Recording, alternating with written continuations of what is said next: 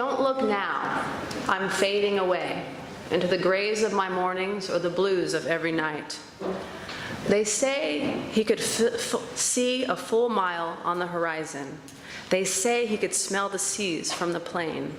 I heard he could dance to the rhythm of a heartbeat and visualize true beauty in the rain. I want to scramble away. I want to scream.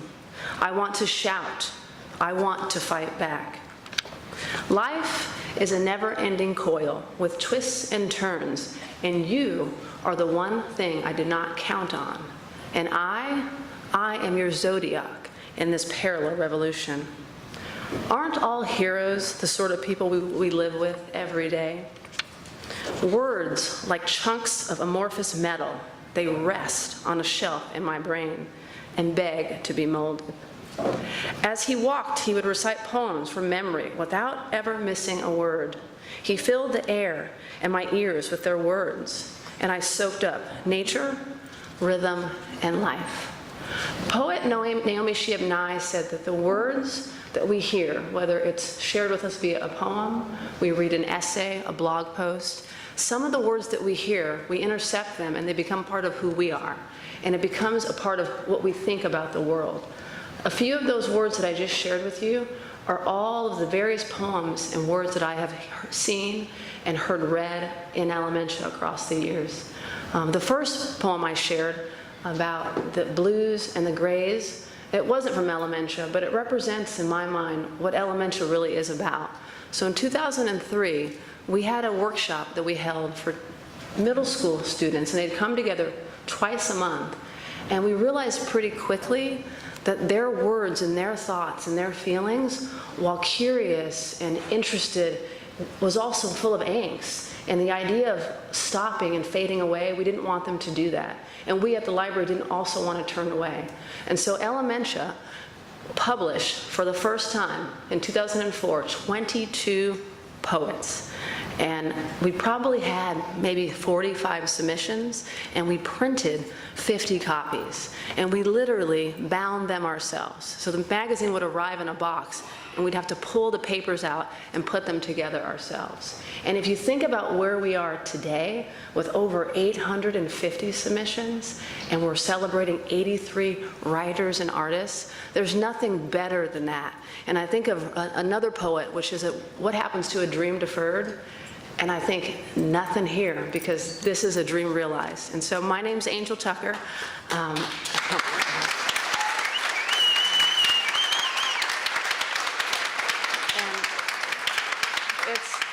It's a real honor to be able to stand on this podium tonight and to be here and to hear the voices of young people and to see so many familiar faces.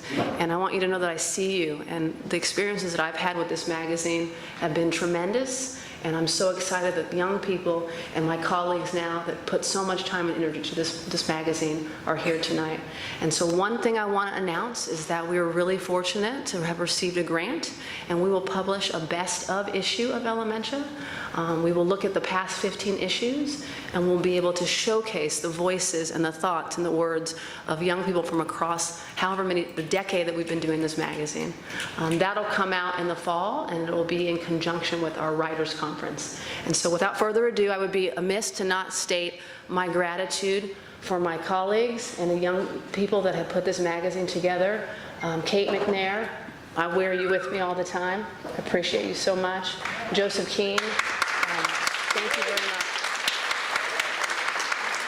And A.S. King for being here tonight. It's such an honor. Thank you. Thank you. Thank you, Angel. The gift that you gave to all of us is immeasurable. So I want to welcome you all tonight to the Arts and Heritage Center, and I'm going to take this opportunity to remind you that tonight you are going to hear some amazing words, and we would like them to not be interrupted by your cell phones. So take a moment, silence your cell phones, bring yourself and your awareness into this room, and get ready to be rocked. So can we get a round of applause for Foster Lane and Desiree Simpson for their performances on the patio?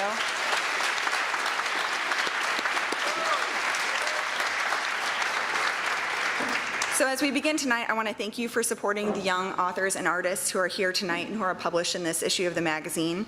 If you're interested in more literary-themed events at the library, I want you to mark 2 upcoming dates on your calendar. June 5th, the library will host the book launch for The Bird and the Blade by Megan Bannon, a debut young adult novel. And on June 15th, we will host the Bells and Bruja Tour, which will make a stop in Kansas City, featuring authors Danielle Clayton, Zoraida Zorkova, and Justina Ireland. More details about these events can be found at jocolibrary.org.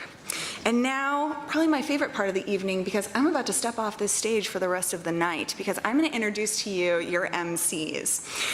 Each one of these teens have served on our editorial board and have been published in Elementia. The first MC that I'm going to introduce to you is Elizabeth Joseph. Yeah.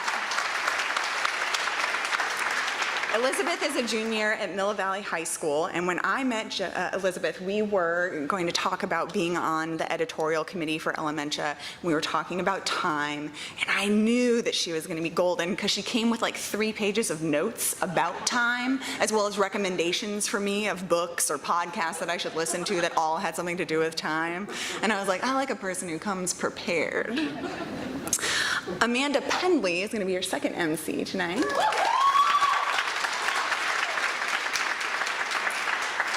Amanda's a student at Johnson County Community College, and when I first met Amanda was in room 502 of Olathe South High School, Miss Roth's classroom. There's also a poem in your book titled Room 502 if you want to know what goes on in that magical place. We were doing workshops, not about time, but about identity, and Amanda began, I think it was still a rough draft of the poem that she will perform tonight, and there was one line in there that I had my notebook open and I was listening, and then she like said this line, which I won't spoil because it's amazing, and I like scrawled it in giant letters on my notebook and I circled it. And so I'm really excited that she submitted it, she saved it, she crafted it, she saved it for this issue, and it's published today, and you're going to hear it tonight.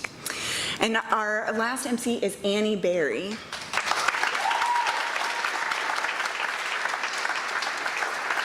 Annie Berry is a junior at Shawnee Mission South, and I actually didn't meet Annie. She was published in last year's Elementia, but we did not meet until the night of the reception. And she had this poem called Mad City Man, and we had been reading it as we'd gone through editorial conversations. We were like, oh, this is really interesting. This is good. I'm not sure. This line is interesting. I wonder why she chose these words. This is good. And then we weren't quite sure, and she got up to the mic, and then we were like, oh no, we're sure. We know. We now know. She brings a presence to every poem that she performs, and you're going to see that tonight, not just as an MC, but also as a performer. And so now I am very pleased to be leaving the stage for these 3 MCs to take you through tonight's program. So give them a round of applause.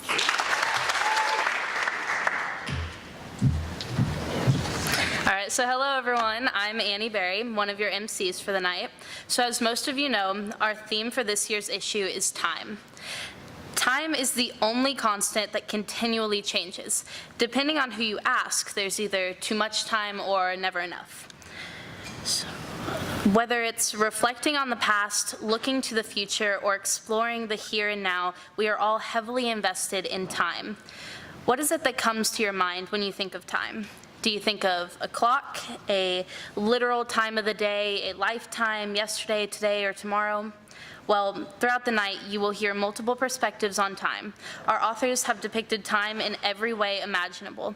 If you enjoy hearing the performance pieces tonight and you want to see them again, you can actually watch them again through pre-recorded videos. You can visit the table of contents for details on that. And now, here's our first performer of the night, Kahill Perkins performing Clockwork.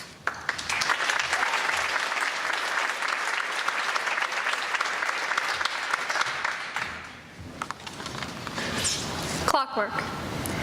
Like clockwork revolutions to new forgotten ideas lined up in my mind like young adult novels on my ratty old gray bookcases. I live stories lined up in many different dog-eared identities taking place in crisis-fueled hourglasses. If there is one thing we will never run out of, it is time and dust. I want to live forever because I never want to relive this same life again, for I awake some midwinter mornings and so terribly recall that this isn't the first time that I've been hurt, or even the first time that I've lived.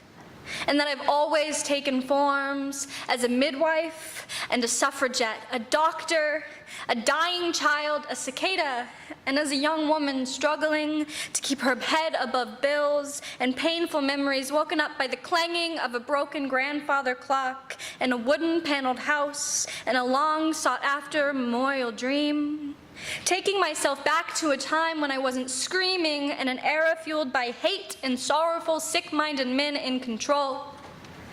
I want to paint flowers onto the faces of white supremacists so I can stand to look them in the face when I spit into their eyes. I want to take back time. I want to live forever so that I don't have to relive any era of pain because I already have so many times before. And I am running shin deep in white snow, shins broken down to the bone, showing white against crimson pools in the spotless snow. Fear and prospect fill my mouth and my mind. My mouth fills with bile and dust, and time that I will never run out of. And yet, I feel as if time's up.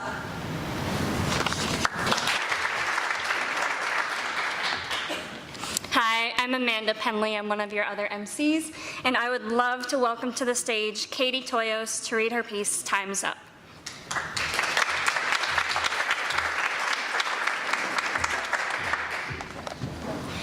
You would think the sidewalks were made from gold, from all the rumors regarding this place. A fabrication that is bought and sold. Tradition is lies into lemonade. There are secrets beyond a picket fence, aphotic yet unmistakable truths. Unblemished perfection at a first glance, the secrets taking and breaking my youth. With time's a foe to enabling silence, and time builds contemporary courage. My pain was concealed in counterfeit smiles, but yesterday's gone, and today's a new age. I cried a river and learned how to swim. I rejoice in the words, never again.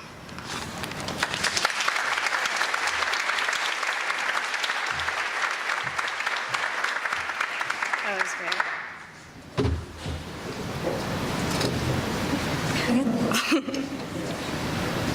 Okay, cool. All right, quickly, I'd like to thank our editorial and design committee for all of their hard work this year. So if you were part of either of those, would you please stand so you can be recognized? I think most are over here.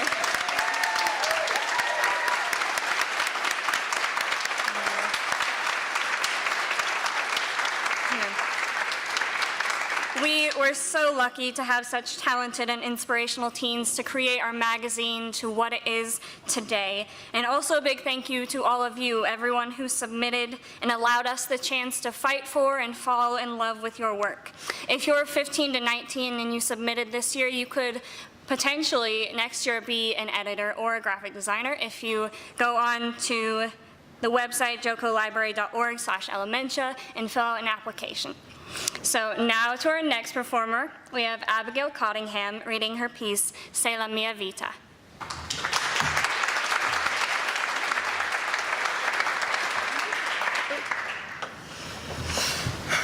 Sei La Mia Vita. The boy from the apartment below yours writes you letters about the birds and calls you a sunset. Tu sei il sole de mio giorno. You are the sunshine of my day. He wakes early in the morning to sit on an overturned orange crate below your terrace, a small notebook and charcoal pencil in his hand. You lean over the iron and ask him what he's thinking about today, and he looks up at you with a coy smile and rounded glasses. Sometimes he writes about the swift that fly high above the rooftops, the ducks that nest around the lake in the park, even the pigeons that hobble around the square. His handwriting is smudged and messy, but you don't need to read his words to find beauty in them. He'll sing to you every night when your window is open until you invite him upstairs to whisper sweet nothings into your ear. He calls you things like Sei La Mia and Ahna Mia behind closed doors. His words scare you, promises of forever that make you shiver even when it's warm being wrapped up in his arms. Sei La Mia Vita. You are my life. Your bed was only meant to be a single, but when you're wrapped around each other, there's room enough, though he'll still disappear sometime during the night. If it weren't for him leaving behind his sweaters, you'd imagine him being there at all was just a dream. He'll bring you flowers from the river market until you run out of vases. He'll bring you seashells until you run out of shelf space. He'll bring you his heart when your apartment is full, but there's still space for him. This gift is not as easy to accept. Polite smiles and grazie will not suffice, but then again, you've always found him more beautiful than the flowers or the shells. But unlike them, you cannot cradle this decision in your hand for hours. So when you make up your mind and bring your lips to his, he tastes like sea salt and honey. You no longer feel suffocated by the chance of empty promise, but rather living in the euphoria that comes with kissing a requited lover in the twilight of Venice. The boy who has your heart died when you were young lovers. Like the ancient clock on your mantle, you didn't realize how little time you had left until the cogs were too broken to continue counting. The sunset was never the same when you were no longer its envy. The birds became synonymous without language to give them personality, adjectives floating away like a feather in the breeze. There were nights when you would wake alone, still grasping at the empty space beside you. When the flowers were long withered in their vases and the shells had since gathered dust, you decided to leave the apartment. You spent the rest of your life trying to find him again in music or art or literature, but he had already been a masterpiece. Your time ran out too soon for your family, but not soon enough for your exhausted heart. You died without ever wrapping yourself in another lover's arms, keeping that space reserved for the person who could bring you the sunset in a cup. But fate knew better than to separate you forever. Your souls were meant to be intertwined like hands held together while walking in a cobblestone alley, like vines growing together in a vineyard, like the iron railing you clung to avoid physically falling for him as well. The boy with charcoal eyes will spend an eternity following you through the universe, giving you the stars and asking for nothing in return. Mombello reading Dirty Sponges.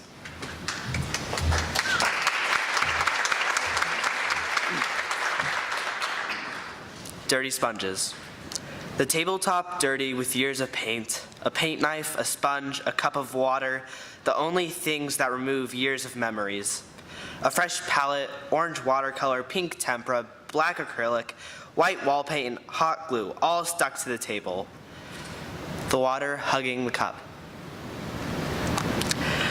Memories scrub off the table like the tempera. Memories like drawing with Lizzie, writing infinite amounts of birthday cards, and tears falling to the table as I learn that Grandma has died.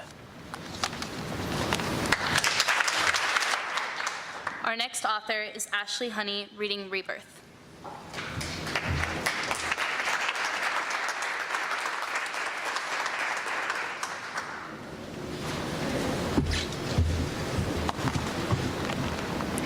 Hair up, tarp down, pop. My mother uses her strength to cradle our liquid gold, douses the pan with potential energy, and snaps the blade to its wand. The brush crackles and crinkles, screams. She slaps more gold on the canvas, drowns out the cries and begs until we are met with silence. The new vibe of our humble abode warms my soul with hope. The new walls have never witnessed tear-streaked cheeks. They are new, like us.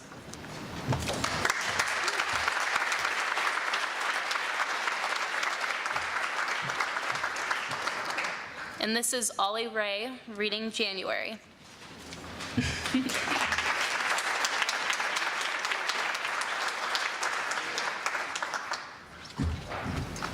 Hi. It's not January. It just isn't. The leaves are green and dance together in hordes above my head, almost mocking me in their togetherness as I shrink into my loneliness. I miss her, I do. The loops beneath her bees remind me of the crooked smiles we shared, skipping along the sidewalk and tripping over its cracks. The slant to the left puts me back to when I leaned against her shoulder, finding comfort in its warmth. The sound of her heartbeat beneath cotton clothes and soft skin stretched across a delicate frame, making me wonder what paradise could be when this moment existed in the world.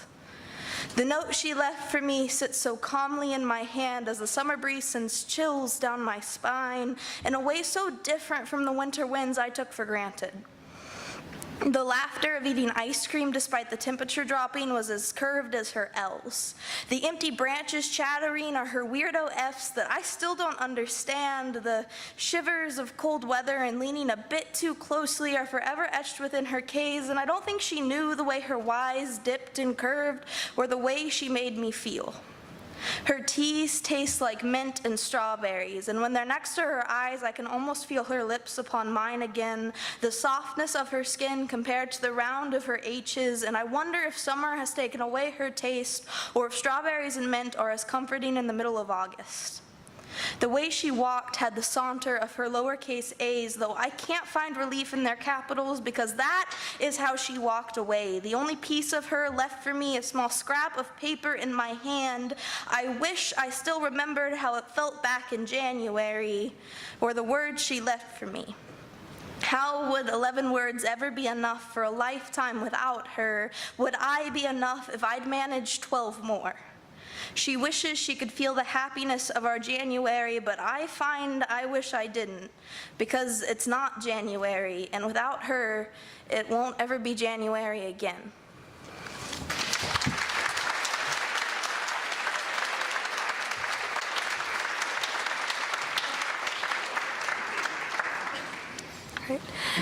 I'm your third MC, Elizabeth Joseph, and now I would like to introduce Paiton Stith reading her piece, Movement.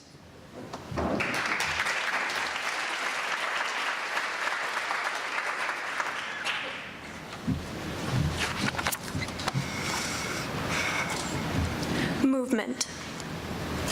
I am the only thing on this planet that moves. Drifting through crowds of statue people on a beach covered in sand that doesn't shift, I am like a ghost in the land of the living. Or maybe, more likely, I am alive in the land of the dead. Their faces are frozen in time, joyous and laughing and talking and teasing, but I am alone here. Sound exists in pockets where the waves froze when the world stopped turning and I walk through them. Voices to seagulls to crashing water to silence. My phone is frozen on a call, but I hold it to my ear anyway. Update again. I smile to myself as I reach the wooden docks. I haven't found out why everything stopped yet, and before you ask, even though I know you can't ask because you're stuck, I don't know why I'm the only one left. I stick my hand behind my back and let my knuckles rest above my skirt. All these frozen people are starting to creep me out. It's okay though, I'm still on my way. I've made it to the North Sea, actually. I rest one shoulder against a wooden beam and survey the beach. Thick, dewy clouds hang low and obscure the horizon. The people are smiling, all such good creatures full of light and movement even as they are motionless, like kinetic art. I'm lonely, I whisper to my phone. I imagine him replying, well, why are you wasting time then? Get over here. He'd sound like a crackling radio, like he'd lived so long even his voice had wrinkles. I tuck my phone into my back pocket and head toward the water. I stop at the edge when something glints in the sand, a shiny shell, white and constructed in a tight swirl. I pick it up and slip it into my bag, eyes on the sea as I imagine the continent on the other side. I'll admit, part of me hopes that Europe isn't any different from before, but if time is still moving, I might drown on my way there when the water shifts again. I'd worry over the journey if I had anywhere else to go. I don't hesitate when I step off the sand. The sea holds beneath my feet, cold and comforting. I walk into the misty depths of sky, leaving behind all those statues of life. The sun is off hiding somewhere, and I wonder how long it will be before this beach sees any light. No time at all, I suppose, even if I might grow old and die during the wait. The walk isn't as difficult as I expect, especially when I can take breaks as often as I want. There's food in my bag, along with water and even a book I read when I'm bored. It's amazing how still the world is now. I used to watch outside my window in the mornings when I thought that swaying grass and empty streets was as still as it got. But there's a new stillness now. I don't think I like it quite so much. Now I'm alone in a blur of motionless fog, standing on a floor like glass. Despite my fears, I make it to Belgium without incident. Still, I don't breathe a sigh of relief until my bare feet hit the sand and I can see buildings. There's a young boy in the distance, squatting in yellow Crocs where the sand gives way to grass. He's looking intently at something, intently enough that I let myself hope that he isn't frozen, just concentrating. Hello. I sprint across the sand, ignoring how it holds like concrete. Can you point me to the Seashore Hotel? He's poking at a beetle. He doesn't look at me. That's all right, I say. I rub the inside of my elbow with my thumb, begin walking into the grass until I find sidewalk, and then I follow that. I've been gone for so long I'm not sure I remember where to go. It's dim enough that some of the streetlights have come on, and a few signs light up the approaching night, but I can't find the sun when the buildings tower above me. People stand about, empty-eyed just like the others. I dig my thumb into the soft spot of my elbow. Finally, I come across the hotel, a tall, stone-gray building with a rusty sign. I bolt inside, jostling statues that don't complain in my efforts not to waste one more second. I don't bother checking his room. I know him too well for that. I find a concrete stairwell and go straight up to the top, bursting through into the delicious height. I linger in the doorway, panting and swallowing several times, to take in the sight before I walk up to him. I haven't been here in so long. He's silhouetted by the sunset, sun split in half by the horizon and showering sparks into the clouded sky. His hair flutters from his head, glinting silver, and spikes from a wind that must have been here before. Breathless, I hurry up to him and scramble to a seated position. I pull my backpack off and set it beside me before digging through to find my seashell. That wondrous little swirl is the closest thing to movement I've seen in a long time. He has his hand out, palm up in the middle of a gesture. I stare at his face in profile, and I put the shell in his hand. It's a pretty spiral, I say, and I look to the sunset. My feet dangle in open air, heels banging against the wall. People say spirals are everywhere in nature. Flowers and galaxies and seashells and time. My eyes are dry when I look at him. He doesn't move, just keeps smiling at the sunset with those wrinkles sun bursting from his eyes. Grandpa, I think something went wrong with the spiral. Silence. I look down to the brilliant statues below and back to him, holding his phone to his ear. Slowly, I pull mine from my back pocket and press it against the side of my head. Update, I say. I made it back. Now I'll see that sunset you talked about. I look at the edge of the world and wait for night to fall.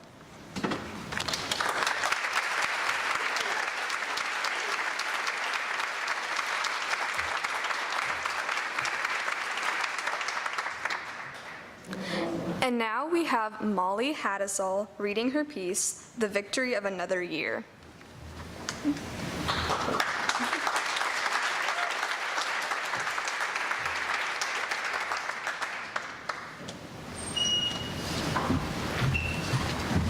Hi. Before I start, I wanted to let you all know that in 3 days, or on Sunday, it'll be my 20th birthday. I will no longer be a teenager. And so it's just really special that I get to read this poem at this particular time in my life, and I hope you'll understand why as I read. So A Blessing, or The Victory of Another 82 Years. I remember Pauline Miller. Before she moved, she lived in an understated, light green box of a house on Randolph Avenue. She lived there for a long time. One day, a wide green smear appeared on the side of her fat, white Cadillac, and the next month, my mom helped her liquidate the contents of her understated green box of a house because it was no longer a home. I remember Pauline Miller's 100th birthday party. They served peach ice cream. The walls were almost the same shade of green as her house. The celebration was almost as understated as her house. Almost. One day, I looked at the sprawling, wily forsythia that lived outside my bedroom window and realized its roots were so much longer than mine, but certainly not longer than Pauline's, because my home was no longer a home. I remember my 18th birthday party. They served Hennessy with Red Bull. The sky was as heavy with rain as it was on the day I was born. The celebration was almost as understated as the dorm I'd move into 4 months later. Almost. Decades earlier, miles away from her home and her Cadillac, Pauline Miller must have felt a similar way. Because on her 18th birthday, She, too, must have looked up at the sky, liquor on her breath, and grit her teeth for what must come, never knowing that fate would one day afford her the victory of another 82 years, the familiarity of green, and the mellow taste of peach ice cream. Thanks.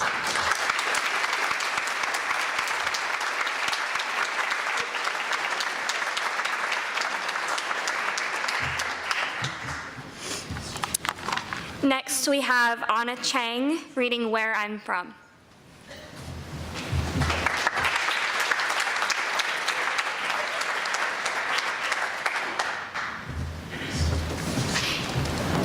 Where I'm from. I'm from the nail polish in my room, from holographic glitter and high heels. I am from the toys on the ground, rainbow, soft, Sasha never picks them up. I am from cacti pricking my fingers, from shopping and Thanksgiving, from Sasha to Caleb. I'm from fighting in the car and playing video games, from listen to your heart and never give up. I am from Christmas in July, unwrapping presents in the living room. I am from the nursery at Mercy Hospital and Chinese feasts.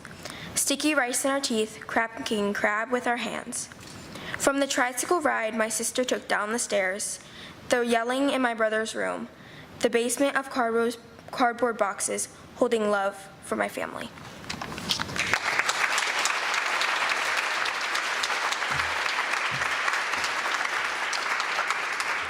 And now we have Renee Born to read an excerpt from her story, Little Time.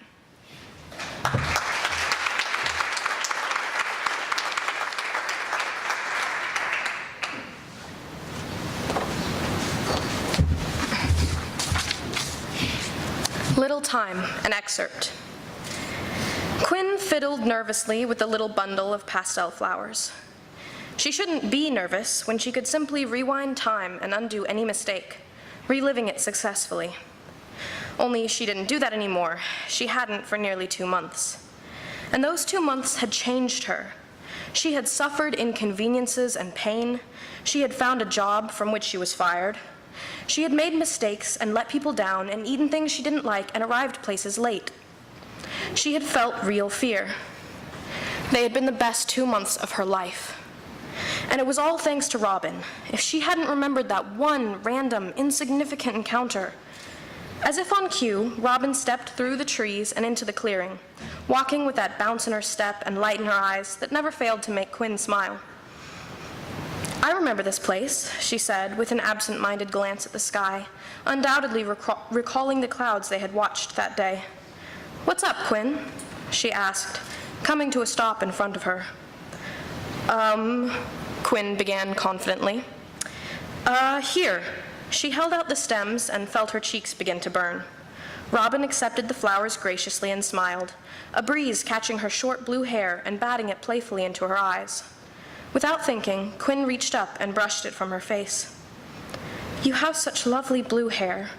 When you got it re-dyed yesterday, it reminded me of the first time I met you. Well, first times. I was such a different person then. I had no sense of self or purpose. I was the one who picked this place, but when I got here, I was lost. When I left, I had hope. You gave me hope." When Quinn went to take a breath, she risked a glance at Robin. She was still smiling and waiting. Her mask of calm and patience was like an anchor. Quinn clung to it against the turbulence within. She took another breath. "What I'm trying to say is, you're unquestionably the best friend I've ever had, and I don't think it's fair you were able to change my life so completely without allowing me to even make a dent in yours. That's not," Robin started in protest, but Quinn kept going. "So, if you're up for it, I'd like to make my best effort. I'd like to take you out to the movies and see something that very well may be horrible, but if it is horrible, I still want to have seen it with you." Her heart raced and her train of thought had been seriously derailed. Honestly, she was a little preoccupied fighting the urge to travel back right then, but she had to know what Robin would say. "Correct me if I'm wrong, but I'm pretty sure you just gave me flowers, complimented me, thanked me, and then invited me to the movies. Are you asking me out on a date, Quinn?" She was smiling, and as far as Quinn could tell, it wasn't a gesture of pity, so she nodded. "In that case, okay." Quinn stared. A moment passed. A minute passed. The birds sang in a breeze-ruffled gold and crimson leaves. So, she hesitated. Quinn wasn't the best at interpreting people's expressions. So you'll go on a date with me? Does that make you my girlfriend? Before she could say anything else dumb, Robin was standing on her tiptoes, wrapping her arms around Quinn's neck and pressing her lips to Quinn's. It was soft and sweet and everything Quinn had ever hoped kissing Robin would be. Before she could even react, the pressure was gone and Robin was there, centimeters from her, smiling with round honey eyes. I think you could say that, yes. And all of a sudden, Quinn wasn't frozen anymore. She swooped down, wrapping her arms around Robin's waist and lifting her into the air. They swung around all of 2 times before collapsing. She panted, laying on her back, am not very strong. Robin laughed, and when she had the breath, Quinn joined in. Quinn? Robin asked after a couple minutes of companionable silence. She responded, absent-mindedly playing with Robin's hair. You have to promise me something, okay? The serious tone of Robin's voice made Quinn stir, and she propped herself up to meet her partner's gaze. Anything. I know I don't have to ask this of you, but also I do. I have to be sure. Will you promise me that you will never undo any of this? I know I can't understand what it's like, but one thing I do know is that it's not just about you now. I know I can't understand, but if you rewrite any of this time, then it will never have happened to me either. I don't want that, no matter what happens. Quinn looked at her, and she could not think of a single reason why she would ever want to go back to a time before this. I promise.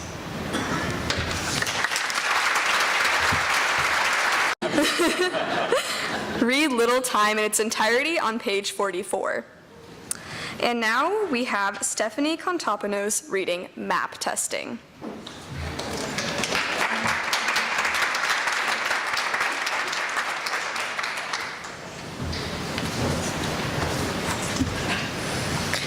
Map testing. Take all the time you need, they said. But now I'd much rather be in bed because I'm 76 today. My life is beginning to fade away. Take all the time you need, they said. I hope you're happy. Now I'm dead.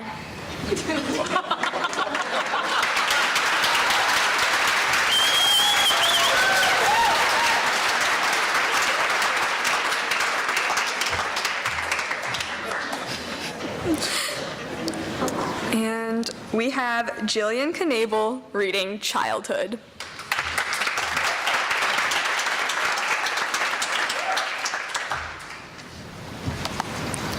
Childhood. Alone to my thoughts, to my terrors. Wishing upon days we were careless, remembering a time, like a nursery rhyme, where our greatest fears were that of the fearless. Memories fade through time, like a candle flickers, then dies. But a light still shows, bringing warmth and a glow to fun times turn from new to old.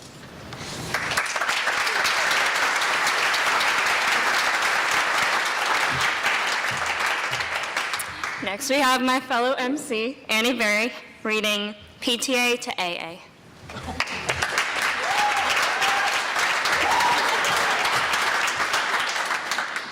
This is PTA to AA.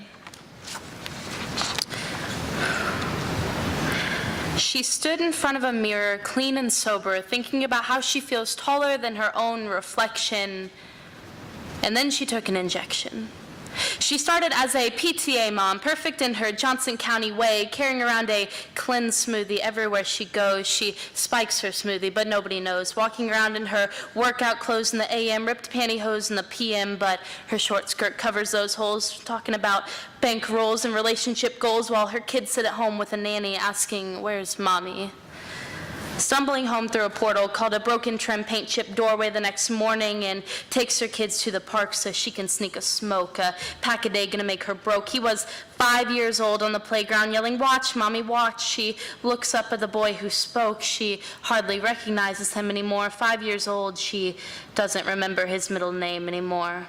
5 years later, now she's in AA, got a mental monologue going, thinking, okay, pretend for a day, just say you're sober. She takes a breath.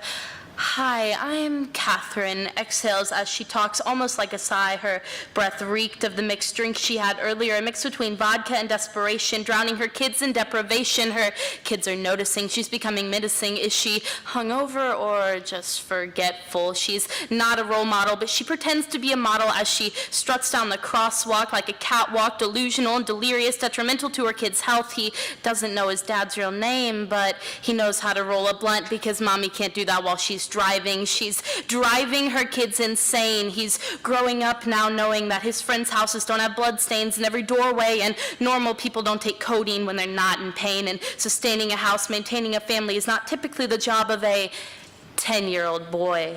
And raising your baby sister, who might not even be your baby sister, is not what most 10-year-old boys do.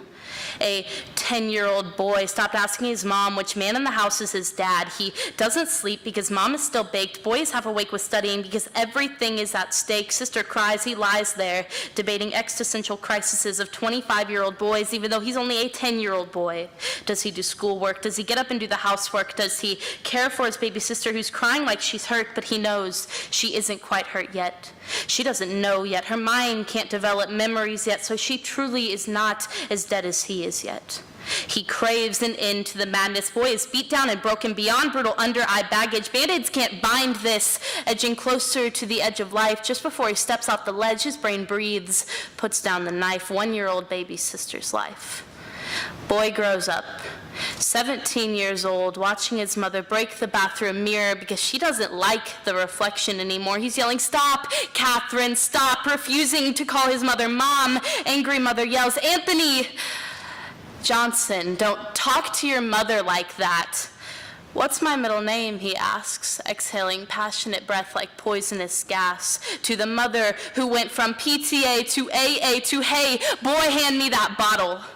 Boy is 23 years old, walking home from work, walks past a play park. PTSD pokes his ears at the sound of a child yelling, "Watch, mommy, watch." Thank you.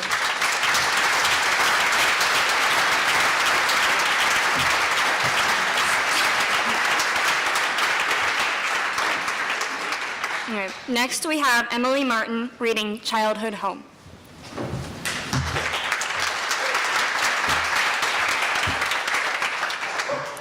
Childhood home. She is 4 years old, dawdling around on wooden floors like a spinning top, too short to reach the cabinets or see above the sink, clambering atop countertops to reach her pink plastic glasses. She is 6 years old, a big girl now, backpack hanging off her shoulders, bounding down the bus steps after her first day of kindergarten. Through the garage and into the kitchen, into the smell of freshly baked cookies, and into a mother's arms. She is 16, curled up on a couch in the dim-lit basement in the arms of a boy, in love. They smile as their lips part ways. And when he leaves, later than her parents had asked, she knows just where to step so the floor doesn't squeak. And suddenly, she is 18, graduated, her room bare now, unfamiliar, reduced to boxes and packed in a car for her move up north. Old toys, clothes, letters, and trophies are the ghosts of her presence, and the house feels empty without her. 22 now, returning home from college, visiting her siblings, visiting her old room, visiting everything. The walls are different colors, the carpet is new, paintings and pictures have moved. Everything smells different than she'd remembered. The house had kept on without her. She is 40 years old, dressed in her best, children in tow, walking up the old porch steps. The house is cleaned, immaculate, removed of its usual dirt and clutter, memories and comforts from childhood, the way you'd prepare it for guests.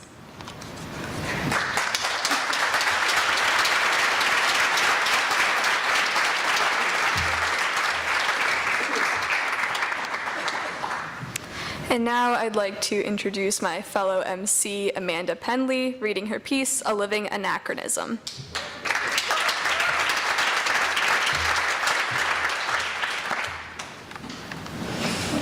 As the years go by, and we outgrow our old faces and our old skin and our old identities, I wonder to myself if we are really becoming new people at all, or if we are simply just accumulating more years and more selves the same way we layer our bodies with coats and scarves in the wintertime.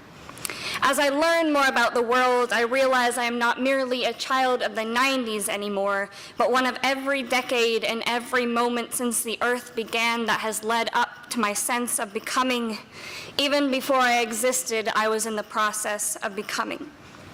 I believe in past lives as strongly as I believe in the future, which is to say that although my assurance falters, that sense of knowing without truly knowing is always persistent. And here is why. My great-aunt left home at the age of 17. She went to California for purposes left unknown, besides the fact that she wanted to become someone other than her previous self. I'd like to think that she became a movie star or an artist, and there's no way to tell, but somehow in the back of my mind, I knew that she was. The same way that I know without truly knowing that there is truth to be found in past lives and in the future. Her name was Goldie. A name reflected by the color of her hair, but nowadays she is reflected through me. We are mirror images, just trading off our time in the world. Sometimes I wonder if I'm a reincarnation of her, for I feel too much for all of the emotion inside of me to be solely mine. Maybe I'm a living anachronism in itself, someone stuck in a body not her own with a mind that's both simultaneously brand new and ancient. Maybe this contradiction is why I am so thoroughly black and white but feel nothing but gray. Sometimes, though, gray is revolutionary. Black and white photos of marches and protests serve as validation that people in the past felt the same way that I do now, the same way that Goldie did, I presume, as she sought to make something of herself, to become someone. Now, I was 17 in 2017, and I was taught that I need to make something of myself, but now I know better. All of my years have convinced me that I am a woman who is continuously making herself and will continue to do so until I die and am born again, until time is circular, or maybe until scientists find out that in a way it already is. I revisit the past and dream up the future, creating worlds in which I can have both at the same time. I feel all of my past lives communicating with each other inside my head. They say enough with this whole idea of making something out of yourself. I already am someone who has been making herself all her life, creating and destroying and rebuilding, and I say that's enough. All I do is create. I write my way out of the past and into the future, even if that future seems fictional and unattainable. I believe in its truth, nonetheless. Those old black and white photographs of protests and marches are revolutionary. They still exist inside of us today. Even if you do not believe in past lives, there is no doubt that the traces of those who lived before us are still here. They're the voice of your subconscious, the whisper of intuition. We are more than ourselves. And if we are forced to keep making something of ourselves, then we will write, and we will fight, and we will speak. We will rewrite time. After all, we are just trading off time in this world. We are mirror images, Goldie and I. I know this to be true as much as I believe in the future. As much as I believe that we wear our years like layers to keep us warm, as much as I know that I am a living anachronism in itself, and as much as I know that just like my great aunt, I am constantly becoming who I'm meant to be, even if my life is left as a memoir unfinished. And how do I know? I will tell you to close your eyes and notice how even in the dark you can still sense where the light is coming from. You can't necessarily see it because, well, your eyes are closed, but you can tell it's there. It has a presence. It carries weight. There's a place in the universe, a place in time where this exists, the sense of knowing without knowing, the sense of light, the voice of all the things in which I know to be true, a different kind of belonging, a living anachronism in itself. Thank you.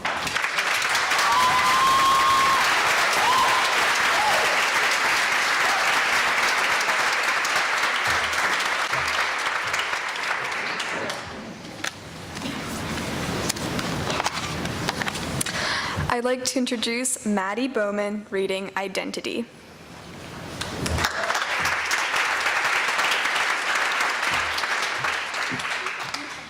Identity. When I was a little girl, I wanted to be a princess, then a vet, then a president. I know many girls who at my age shared those dreams, the ones I look at now and think, what was I thinking? Those aren't possible. But for a little girl, that's okay. I was so sure then. I was positive I knew who I was and who I was going to be. Now, 10 years later, I'm unsure of myself, doubting the choices I make, thinking they will one day come back and haunt me. I don't know who I am. I don't know who I'm supposed to be. But I'll find it. I have to. And once I do, I'll be as sure as I was when I was 3 years old.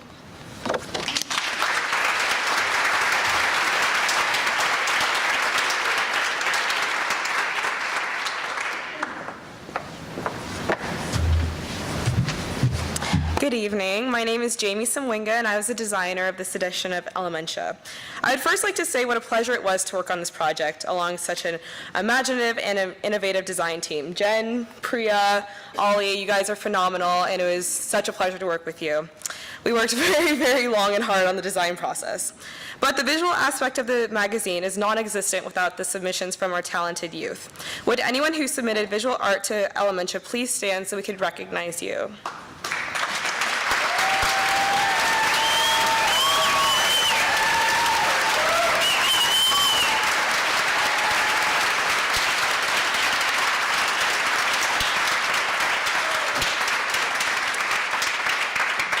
Thank you for sharing your creativity with you, and please continue to create and draw and paint and whatever you do, because we at Elementia are inspired by you. Thank you.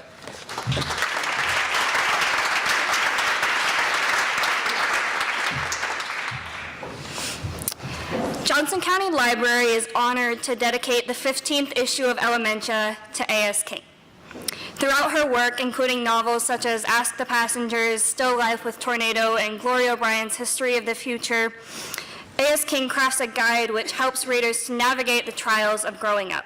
Each one of her stories explores perspectives on the impact of time. As her characters learn to take charge of their own futures, their distinct voices resonate in the minds of readers all across the world who are just starting to figure out what they want to do with their lives. She teaches us that as much as we would like to rewind to our best days and fast forward through our difficult ones, it is essential that we learn to live for the moment. A.S. King creates stories of self-discovery through an introspective analyzation of the past, an empowering hope for the future, and a fulfilling sense of purpose in the present. And I find myself slipping out of time when I read her books, as many of us do when we are sucked into a good story. So thank you for sharing your words for the world to read, admire, and be inspired by. So, we are so grateful to have had the opportunity to hear you speak this evening. I'm sorry if I'm adding to the tears, I really am, but okay, I have to. These are big things. Well, you know, this is true. You have to feel to the maximum capability that you can. Which is to say that all of us on the Elementia Committee feel really strongly about your work, and we're so grateful to have had you here this evening. It's due to your incredible words and your creative ability when it comes to the ideas behind your books and the way you write them that inspired us to really dedicate this issue of Elementia to you. So thank you for not only your work, but your amazing keynote speech, which, if it hasn't inspired people tonight, that's fake because it's inspired so many of us. I hope it's inspired my peers, and I hope it inspires many adults to write more love letters. We on the Elementia Committee would also like to say a thank you to the Johnson County Library and staff for making Elementia possible. Without you, none of us would be here right now, and we wouldn't have the ability to share our work like we are. Elementia really stands as a tribute to young minds. It's something that helps us express our voices, and the platform that the library has provided through this magazine is more empowering and freeing than my words can express. It immortalizes these moments of time both in our past and in our present, but it also really expresses our hopes for the future. So thank you again to the library staff for giving us a place where our voices can be heard.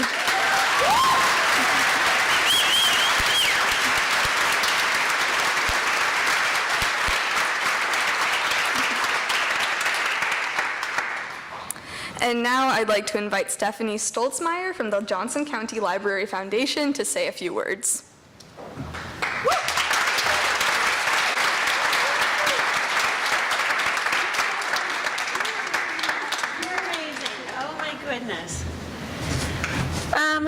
Hello, everyone. What a remarkable evening. I am Stephanie Stolzheimer, and I am the director of the foundation. And you may have remembered Susan Mong. She's here as well tonight. She's my predecessor.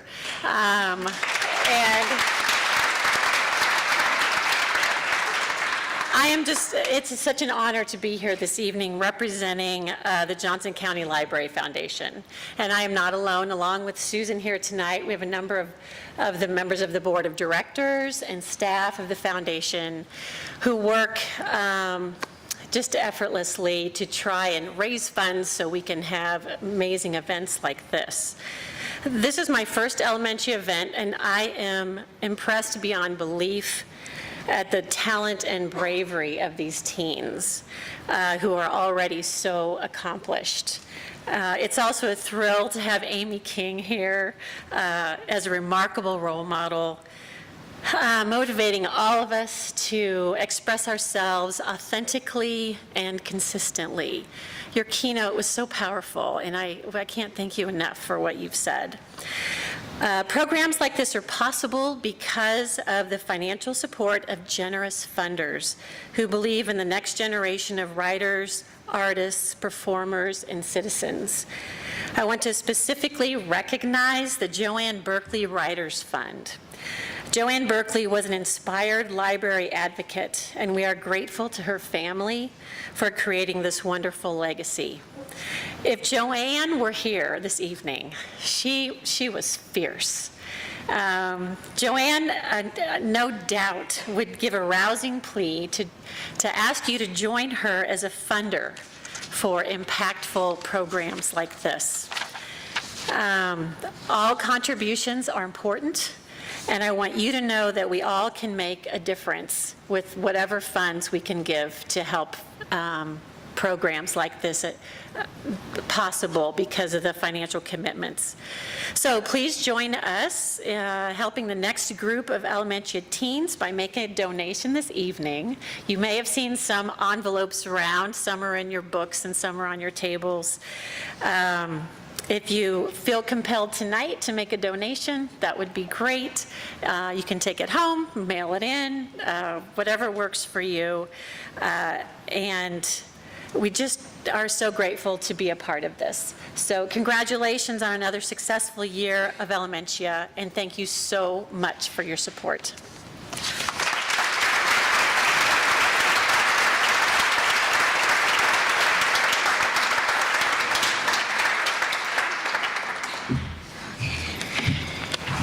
Okay, good evening, everyone.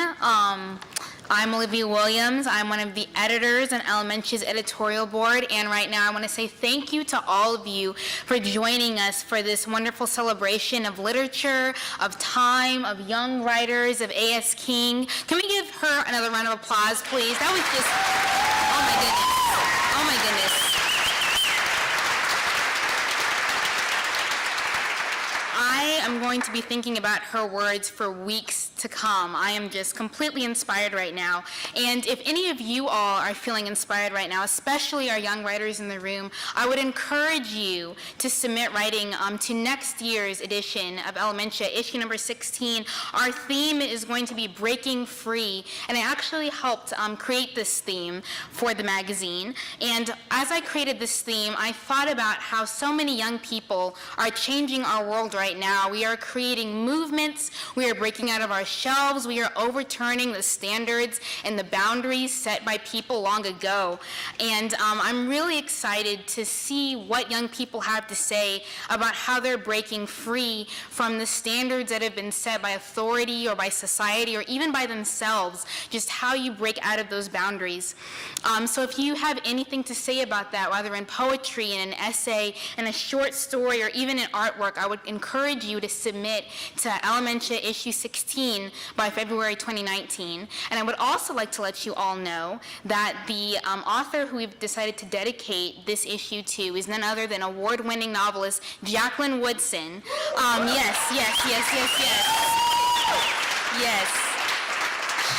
Yes. She is an incredibly amazing and inspiring author, and as a Black woman who grew up in the Deep South during the era of segregation, she knows so much about being trapped by boundaries and also by breaking them through her wonderful novels that have won her a Coretta Scott King Award, the NAACP Image Award, and the National Book Award for Young People's Literature, as well as being the 2018-2019 National Ambassador for Young People's Literature. She is an incredibly accomplished author, and I'm so excited to dedicate our next edition to her, and I again encourage all of you to submit to Elementia issue 16.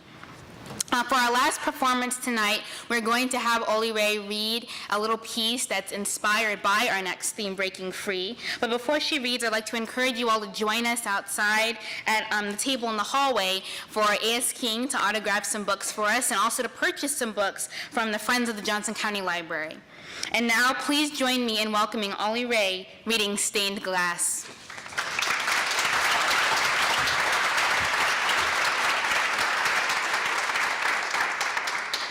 Hi again. Whew, it's hard stuff to follow. I feel like a shattered stained glass window. The few truths I had lie shattered into the dirt, and while half of me leaks sorrow for them, another part desperately wants to smash my bare feet into them, swirling them into the dirt with my metallic honesty as I accept the fallacy my life has been. I was put together at one point. I do know that much. I also know that my insides were scotch taped with ragged edges to keep the outside beautiful. I know happiness twirled and danced until being kicked into submission, pushed into a box and kept under lock and key. Confusion took over then, trying to keep up with the tears in our facade. Thank God they only ever use scotch tape on my glass-like insides. I wonder if churches do the same. I wonder if they scotch tape the parts of themselves they would rather the outside not see, and most would see it as ethically relevant, but I think some go as far as to resort to scissors, cutting off excess parts despite all the bleeding. I wonder how much blood sits beneath the pew seats. I wonder at exactly which time I was slaughtered there, carried into the back and stored in the wardrobe where we keep the baptism robes, because only our ghosts are as white as those sheets. I always loved the quiet of an empty sanctuary. The times where it's dark and silent and it feels like your mind can touch the ceiling as your thoughts drift and dry through the air lazily. It's so comforting. I think that's as close to God as I have ever gotten. I love those that surround me there, but the silence and smiles reminds me of the dripping sound beneath my pew that only a few of us ever seem to hear. Those I fellowship with have thoughts much louder than I'd ever let mine dare to be. Maybe that's why I've always wanted to break that godforsaken stained glass window. Maybe that's how I realized how alone I felt while surrounded by family, because I didn't want to be the only shattered art piece in the room. And when I ever finally decide to put myself on display, maybe I will break that window, so when they decide to reach for the scissors, at least my blood will land on something beautiful, because that green carpet turned scarlet translucent. The bathroom stall walls muffle cries better than an empty desert, and hugs always followed by thoughts of, what if they knew? What if they knew I wasn't blind and deaf to the tragedies occurring in that building the way they are? What if they knew I had a hard time coming through those doors, not because I don't feel at home there, but because their homely hospitality isn't for me? It's for Callie, and I'm a shattered stained glass window, but they like their pieces put together in delicate patterns by dollar store scotch tape and hands holding scissors, but I'd much prefer mine in the dirt if that's the only way to find myself. I think maybe one day I'll put myself together, though I'm not sure what I'll build. I only have these torn bits of scotch tape repression in a box my depression keeps a tight hold on. I still think the glass is beautiful, though. Cracks and shatters create a mosaic that at least isn't trying to hide. Maybe one day it'll form a self-portrait. One day I won't feel the need to break stained glass windows, and maybe one day they'll see the blood on the floor.